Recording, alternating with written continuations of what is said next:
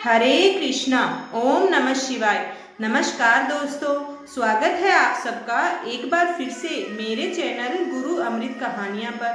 अभी गुप्त नवरात्रे चल रहे हैं, तो गुप्त नवरात्रि से जुड़ी प्रामाणिक एवं प्राचीन कथा हम आपके लिए लेकर आए हैं।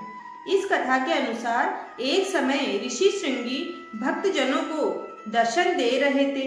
अचानक भीड़ में बैठी एक स्त्री के ऊपर उनकी नजर गई, जो बहुत उदास और दुखी नजर आ रही थी। उन्होंने उस स्त्री को आगे बुलाया।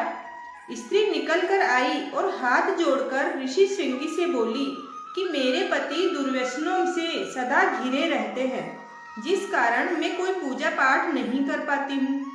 धर्म और भक्ति से जुड़े पवित्र कार्यों का निर्वहन भी मैं नहीं कर पाती।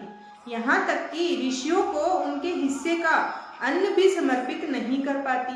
कोई मेरे द्वार पर आ जाता है तो पति के डर से मैं उन्हें कुछ दान दक्षिणा भी नहीं दे पाती हूँ। मेरा पति मांसाहारी है, जुआरी है, गलत कामों में लगा रहता है, लेकिन मैं माँ दुर्गा की सेवा करना चाहती हूँ।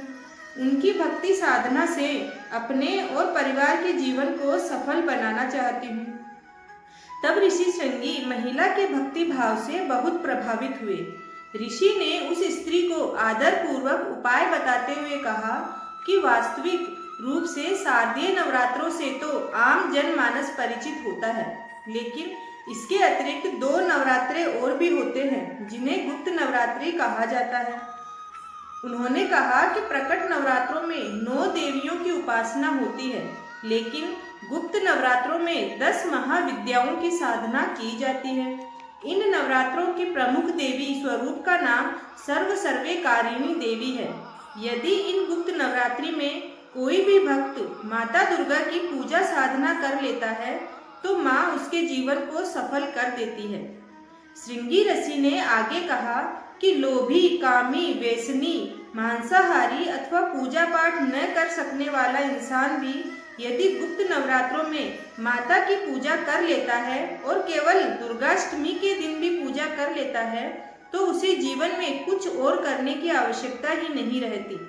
उस स्त्री ने ऋषि श्रृंगी के वचनों पर पूर्ण श्रद्धा करते हुए गुप्त नवरात्रि की पूजा की। माँ उस पर प्रसन्न हुई और उस स्त्री के जीवन में परिवर्तन आने लगा। उसके घर में सुख शांति आ गई। पति जो गलत रास्ते पर चला गया था, सही मार्ग पर आ गया। गुप्त नवरात्रि की माता की आराधना करने से उनका जीवन पुनः खिल उठा। नमस्कार। अगर आपको यह कथा पसंद आई हो तो चैनल को जरूर सब्सक्राइब करें। धन्यवाद।